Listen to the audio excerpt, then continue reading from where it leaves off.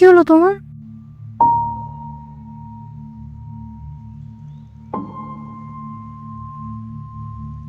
কি করে মন খারাপ করে বসে আছো? ছেলেটার জন্য কিছুই করতে পারলাম না। ভেবেছিলাম এমবিএটা পড়াবো, সেটাও পারলাম না। কাল ফিস জমা দেওয়ার শেষ তারিখ। বাবা বলে সব দায়িত্ব তোমার একারই না গো, মায়ের কোনো দায়িত্ব নেই? কি বলছো? দেখো, আলমারিতে আমার যে গয়নাগাটিগুলো পড়ে পড়ে পড়ছে, সেগুলো তো আর ডিম পারবে না। আর যদি পারেও, সেটা নিশ্চয়ই আমাদের সন্তানের ভবিষ্যতের চেয়ে বেশি মূল্যবান নয়। কি বলতে চাইছো বলো তো? বলতে যেটা চাইছি সেটা হলো, আমি ভবিষ্যতে আমার গয়না গড়িয়ে নেব, কিন্তু এখন আমার গয়নাগুলোর প্রয়োজন আমার চেয়ে আমাদের সন্তানের অনেক বেশি। মানে?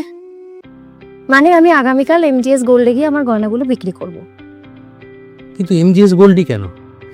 কারণ এমজিএস গোল্ডই একমাত্র পুরনো সোনার গয়নার সঠিক দাম দিতে পারে, আর দিতে পারে হাতে নাতে নগদ ক্যাশ টাকার সুবিধে। এমজিএস গোল্ড, অসময়ের বন্ধু।